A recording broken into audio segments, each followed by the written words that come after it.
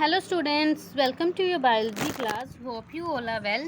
So today we will start with a daily review, then we will start the next topic. So first is Sheetal met with a serious road accident that damaged some part of her brain. So answer the following question based on this information. So which part of the nervous system has Sheetal injured, central or peripheral? तो अगर उसके जो brain में अगर जो injury हुई है तो कौन से पार्ट ऑफ ब्रेन जो है वो नर्वस सिस्टम का कौन सा पार्ट जो है वो डैमेज हुआ है। तो Sheetal has injured central nervous system since the brain is a part of the CNS। So next is describe how Sheetal can be impacted in the future due to this injury. तो इस injury से वो कैसे impact हो सकता है उसका। तो her ability to think gain affected. जो थिंक CNS जो है वो क्या करता है, इलेक्ट्रिकल इम्पल्स जो है वो ट्रांसफ़र करता है to all the body, right. जो भी हमें इन्फॉर्मेशन मिलती है CNS को तो उसके थ्रू वो इलेक्ट्रिकल इम्पल्स पास करता है। तो अगर CNS जो है वो काम नहीं करेगा तो फर्स्ट जो है वो उसकी सोचने की जो एबिलिटी है वो अफेक्टेड होगी। Next, her ability to receive and interpret sensory information from sense organs can also be affected. तो जो सेंस ऑर्गन के जो सेंसरी रिसेप्टर्स हैं वो जो इन्फॉर्मेशन सेंड कर रहे हैं CNS को तो वो भी इंटरप्रेट करने में उसको आसानी नहीं होगी। Her ability to respond to a situation can be affected. और उसके जो सिचुएशन को रिस्पॉन्ड करने की एबिलिटी है वो भी अफेक्टेड होगी। So what happens at the synapse. जो साइनेप्स पोजीशन है उस पोजीशन में क्या होता है, साइनेप्स जो कि डेंड्राइटिक टिप में और नर्व एंडिंग में जो क्रिएट होता है उसको हम साइनेप्स बोलते हैं, राइट। सो एट द साइनेप्स और the gap between two neurons chemicals from the nerve ending of the previous neuron are released. These chemicals get attached to the receptor present on the dendrite and generate an electrical impulse. तो synapse के बीच में क्या होता है, to neurons के बीच में ये गैप होता है तो जो केमिकल्स होते हैं नर्व एंडिंग में वो रिलीज़ करते हैं केमिकल जो कि रिसेप्टर्स पे जाके जॉइन होते हैं डेंड्राइट के। Okay, so let's start with our next topic. तो next is brain. So this is a part of nervous system which allow us to think. So brain क्या है, जो हमारे नर्वस सिस्टम का एक पार्ट है जो कि हमें थिंक करने में, सोचने में हेल्प करता है, ठीक है। So let us study the structure of the brain. So what is the central nervous system made up of. जो CNS है वो बना किसका होता है। So the central nervous system is made up of the brain and the spinal cord, right. So the brain is the main coordinating centre of the body as it controls and coordinates various function in the body. So brain जो है वो एक coordinating centre है body का जो कि various function जो है वो कंट्रोल करता है और कोऑर्डिनेट भी करता है। सो जो ब्रेन है वो ब्रेन की प्रोटेक्शन कैसे होती है। So brain is protected by a hard outer covering called the cranium और स्कल। तो जो हम ब्राउन के अराउंड जो बोन्स होती हैं जिसको हम स्कल बोलते हैं, so it helps in the protection of the brain. So how many bones does the skull have. तो स्कल में कितनी बोन्स होती हैं। So the skull has 22 bones. 22 bones होती हैं स्कल में। So look at the following activities in which of the following is the brain involve. अब इन 3 activities में किन में ब्रेन की इन्वॉल्वमेंट है। सो ब्रेन की इन्वॉल्वमेंट इन सभी एक्टिविटीज़ में है, बीटिंग ऑफ हार्ट में भी है, रनिंग में भी है और टॉकिंग में भी है। सो ये जो सभी एक्टिविटीज़ हैं वो हमारे कंट्रोल में कैसे रहती हैं, मतलब कि वो हमारे कंट्रोल में रहती हैं या नहीं, बल्कि रनिंग है, चाहे टॉकिंग है, चाहे बीटिंग ऑफ द हार्ट है, तो ये जो सभी एक्टिविटीज़ है वो हमारे कंट्रोल में नहीं होती हैं। Brain help us to perform 2 types of action, voluntary and involuntary action. अब जो ब्रेन है वो हमारे 2 एक्शंस परफॉर्म करने में हेल्प करता है। First is voluntary and second is involuntary. So ये जो वॉलेंट्री और इनवॉलेंट्री एक्शंस है ये आपने अच्छे से लर्न करके रखने, मतलब कि अच्छे से समझ लेने हैं आपने। सो द वॉलेंट्री एक्शंस क्या होते हैं, the actions done after thinking. जो एक्शंस सोचने के बाद किए जाते हैं that are called the voluntary actions. And involuntary actions वो होती हैं जिनको सोचने की ज़रूरत नहीं पड़ती है। तो इनवॉलेंट्री के एग्जांपल हैं like beating of the heart, digestion of food and breathing. तो इनवॉलेंट्री में जैसे कि हमें हार्ट को हमें बीट करने के लिए सोचना नहीं पड़ता ना कि हाँ अब हम सोच रहे हैं तो अभी हार्ट जो है वो बीट करेगा, वो अपना इनवॉलेंट्रली बीट करता रहता है, तो उसमें हमारी थिंकिंग की ज़रूरत नहीं पड़ती है। ठीक है।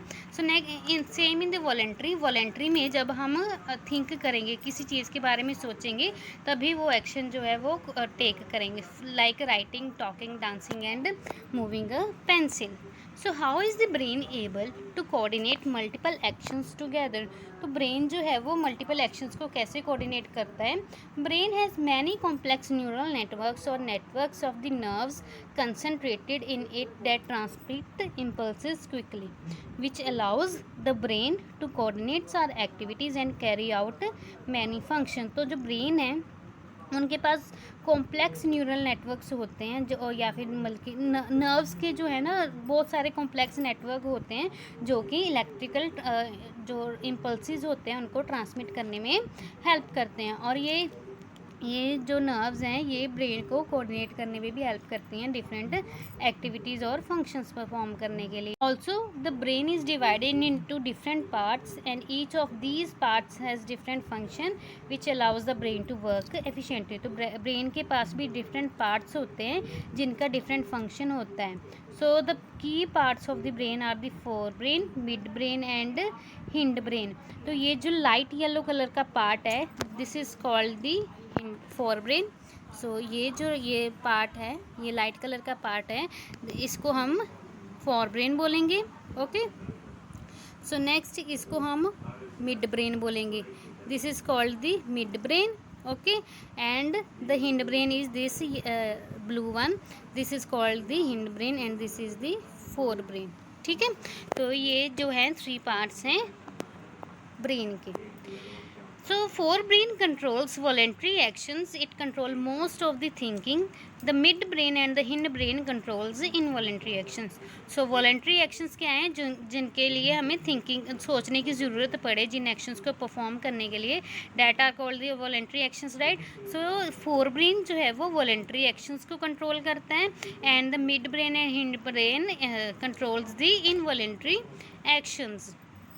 So first one is the external structure of the brain and the second one is the internal structure of the brain. तो ये आपने अपनी नोटबुक में ड्रॉ करने हैं, ये वाली डायग्राम आपको ड्रॉ करनी है, internal structure. So parts of the fore brain. अब फोर ब्रेन में क्या क्या पार्ट्स होते हैं? फोर ब्रेन जो कि वॉलेंट्री एक्शंस कंट्रोल करते हैं। So there is the cerebrum, hypothalamus and the pituitary gland. These are all the part of the forebrain. So the brain and the spinal cord are covered with three outer layers called menines. Do you know what the function of menines is? तो इनका So the menines are the protective layer that cover the brain and spinal cord. They are filled with the fluid that provides the shock absorption. तो जो menines हैं वो एक protective layers है जो कि ब्रेन को कवर करके रखती हैं और इनमें एक फ्लूइड भी प्रेजेंट होता है जो कि शॉक एब्जॉर्प्शन करता है। शॉक एब्जॉर्प्शन का मीनिंग है कि अगर कोई हार्ड ऑब्जेक्ट जो है वो हमारी स्कल में कोई टच करे या मतलब कि ज़ोर से इम्पैक्ट करे तो शॉक एब्जॉर्बिंग ये होता है कि वो उसकी जो वाइब्रेशन है उनको एब्जॉर्ब कर लेता है ताकि कि ब्रेन पे ज़्यादा इम्पैक्ट ना पड़े। So can you identify the mid brain here? So where is the mid brain? This is the mid brain which helps in the carry out of the involuntary actions. So observe the three parts of the hind brain. Which of these parts resembles a walnut? अब ये जो hind brain के ये three parts हैं, pons, medulla and cerebellum. So which part resembles a walnut? So the cerebrum part जो होता है cerebellum, this resembles a walnut. A mid brain, pons and medulla oblongata make up the stem of the brain. The brain stem leads into the spinal cord. तो जो mid brain होता है, पोन्स होता है and medulla होता है, तो ये एक ब्रेन स्टेम क्रिएट करते हैं जो कि आगे जाके स्पाइनल कॉर्ड बनाते हैं। So today's summary was this. Today we learn about the structure of the brain and its various parts. तो हमने उसके वेरियस पार्ट्स के बारे में भी पढ़ा। First one was fore brain, midbrain and hind brain. So the brain controls various voluntary and involuntary actions. The voluntary are done after thinking and the involuntary done without thinking. The brain consists of three main parts: the forebrain, midbrain and the hindbrain. The forebrain consists mainly of the cerebrum.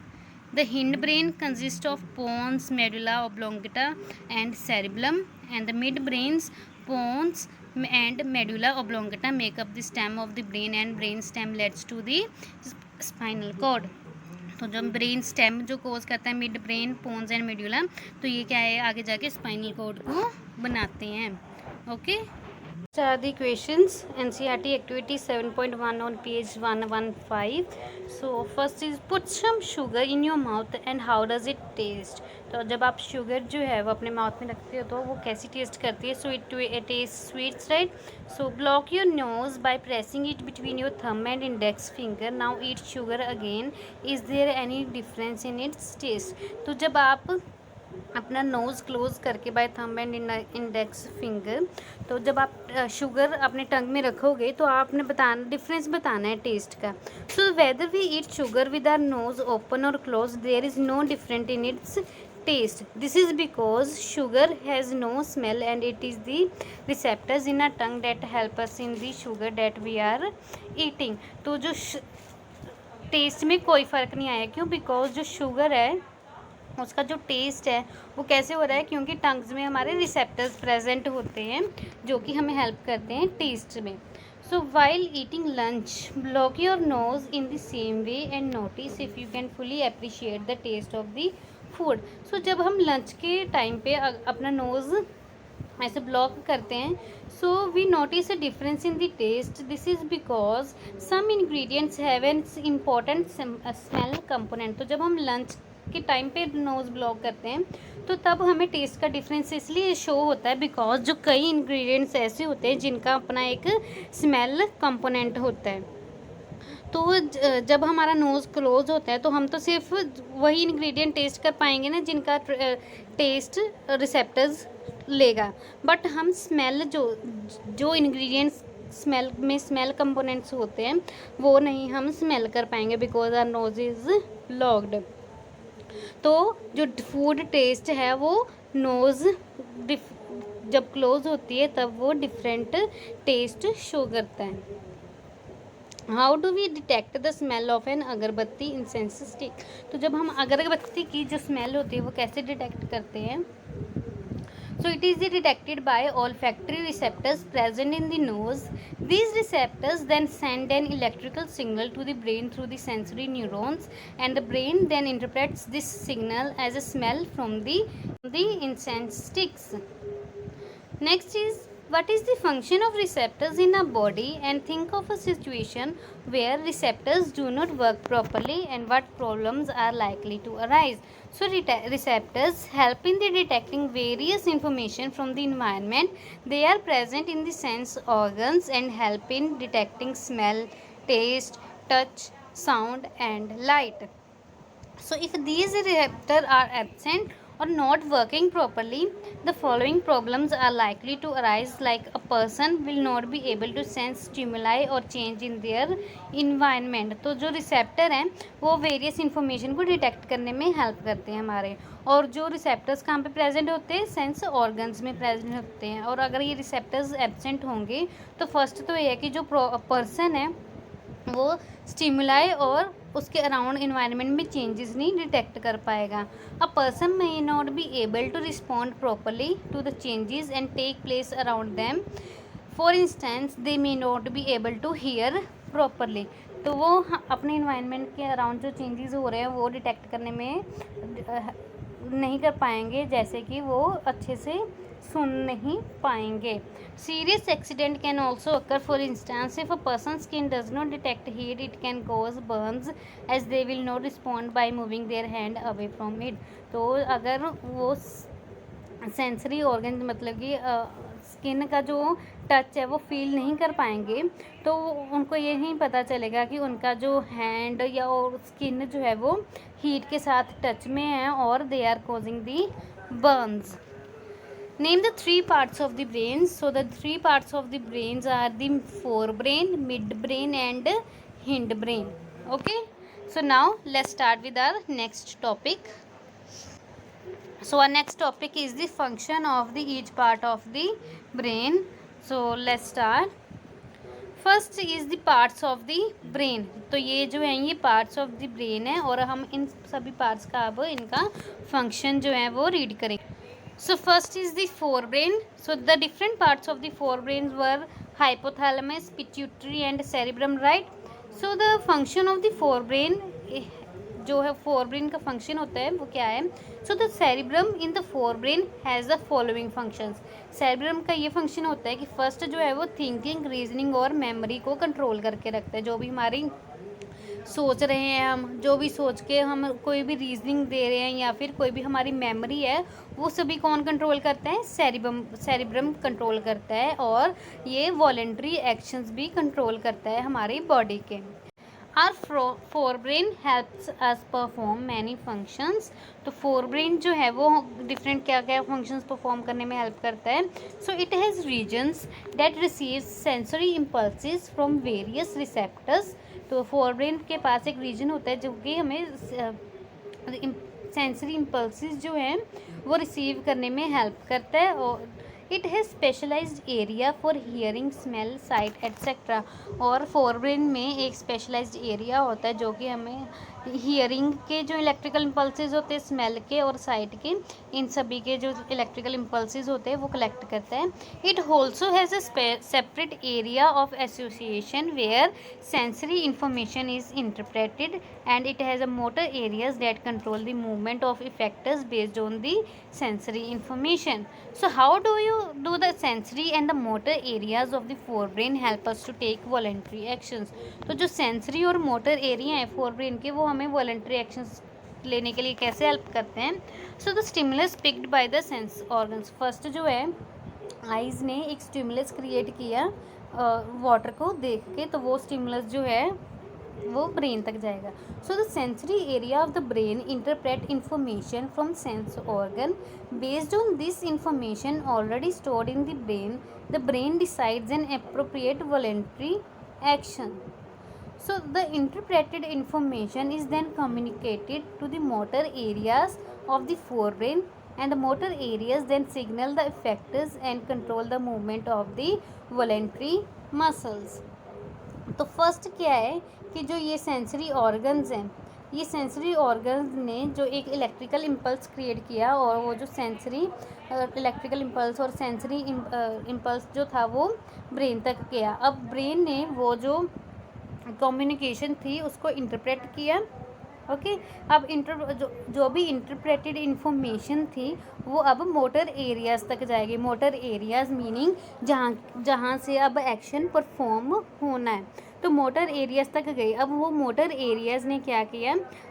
Effectors को signal किया। Effectors मतलब कि जो भी muscles वगैरह हैं हमारे, तो उनको सिग्नल किया जो भी हमारा वाटर का गिलास था उसको उठाने के लिए। तो ऐसे ही जो है हमारा एक वॉलेंट्री एक्शंस जो है वो पूरा हुआ। So last function is it also has a center associated with hunger which gives the sensation of feeling full after we eat. तो फोर ब्रेन के पास एक सेंटर एसोसिएटेड होता है हंगर का, जो कि हमें एक इंफॉर्मेशन देता है कि कब हमें भूख लग रही है और कब हमारा पेट जो है वो फुल है। Next is mid brain. Now the midbrain. So the midbrain controls the sudden actions performed by the body. तो midbrain जो है वो sudden actions जो होते हैं वो उनको परफॉर्म करने में हेल्प करता है। एंड फॉर जैसे कि change in the pupil size in response to the change in brightness of light. तो जो प्यूपल का साइज है वो इनवॉलेंट्री है, राइट? वो इनवॉलेंट्री का मीनिंग जो हमारे कंट्रोल में ना हो एक्शंस, तो वो है, ठीक है। तो अब जो मिड ब्रेन है वो कौन से इनवॉलेंट्री एक्शंस जो है वो परफॉर्म करता है? सो द मिड ब्रेन जो है वो जैसे कि कोई सडन इनवॉलेंट्री एक्शंस कोज हों तो वो मिड ब्रेन कोज करता है। तो उसका एग्जांपल फर्स्ट तो ये है कि चेंज इन द प्यूपिल साइज, जब हमारा प्यूपिल का साइज जो है वो चेंज होता है, राइट, लाइट की ब्राइटनेस के according. Name the 3 parts of the hindbrain. Next is the hindbrain, और हिंड ब्रेन के 3 parts is pons, medulla and cerebellum. So the pone transfer signal between the hindbrain and other parts of the brain. तो पोन्स क्या करता है, PONS पोन्स जो क्या करता है वो हिंड ब्रेन और सभी पार्ट ब्रेन के सभी पार्ट्स में एक सिग्नल जो है वो ट्रांसफ़र करता है. मेडुला जो है वो इनवॉलेंट्री एक्शंस कंट्रोल करता है like blood pressure, salivation and vomiting. ये जो है ये सभी मेडुला कंट्रोल करता है involuntary actions. And the last is cerebellum. The cerebellum maintain the posture and balance of the body. It helps us perform precise voluntary actions like walking in a straight line, riding a bicycle, picking up a pencil, etc. So here is the summary of the parts of the brain and their functions. So first is the forebrain. It helps, its main part is the cerebrum and other parts are hypothalamus and the pituitary glands. So function of the cerebellum is to control the thinking, reasoning and memory, right? So next midbrain. जब midbrain का जो function होता है involuntary actions जितने भी हैं उनको control करना. और last one is hindbrain जिनके जो parts were the pons, medulla and cerebellum. और इनके फंक्शन है कि पोन्स का फंक्शन है वो हिंड ब्रेन से सभी पार्ट ब्रेन के पार्ट में सिग्नल ट्रांसफ़र करता है. मेडुला जो है वो involuntary actions like BP, salivation and vomiting को कंट्रोल करता है. और सेरिब्लम जो है वो हमारे बॉडी पोस्चर को कंट्रोल करता है. Okay, so I hope you have understood the diagram of the brain and the parts of the brain and the functions of the parts of the brain also. Okay, so if you have any doubt you can ask me anytime. Okay, so next is the practice question 3.2 and 3.3. So 3.2, different parts of the brain are associated with specific function. Name the part of human brain which perform the following functions. तो sensation of feeling full. First one is sensation of feeling full. तो वो कौन सा part of brain जो है वो cause करता है. So it is cause by the forebrain and it has a centre associated with hunger. Vomiting is controlled by the hindbrain. Picking up a pencil is controlled by cerebellum and riding a bicycle also cerebellum. Next, list in the tabular form 3 distinguishing features between cerebellum and cerebellum. cerebrum और cerebellum के बीच में हम अब difference देखेंगे. First location, जो cerebrum है वो फोर ब्रेन में लोकेटेड होता है और जो cerebellum है वो हिंड ब्रेन में लोकेटेड होता है. सो स्ट्रक्चर जो है cerebrum का, it has an inverted C shape. Cerebrum में इन्वर्टेड C शेप स्ट्रक्चर होता है और सेरिब्लम का एक वॉलनट शेप्ड स्ट्रक्चर होता है. Next, function of cerebrum is to control thinking, reasoning and the memory and also receives and interpret signal from the sense organ. तो ये वॉलेंट्री एक्शंस कोज करने में हेल्प करता है. और सेरिब्लम जो है वो पॉस्चर और balance of the body maintain करने में हेल्प करता है और ये भी एक कुछ वॉलेंट्री एक्शंस परफॉर्म करने में हेल्पफुल होता है. ओके, सो तो आपने ये क्वेश्चन जो है अपनी नोटबुक में राइट कर लेने हैं. ठीक है, और आपने ब्रेन की भी डायग्राम जो है वो अपनी नोटबुक में बनानी है. ठीक है, ब्रेन की डायग्राम ज़रूर होनी चाहिए आपकी नोटबुक में. Bye bye.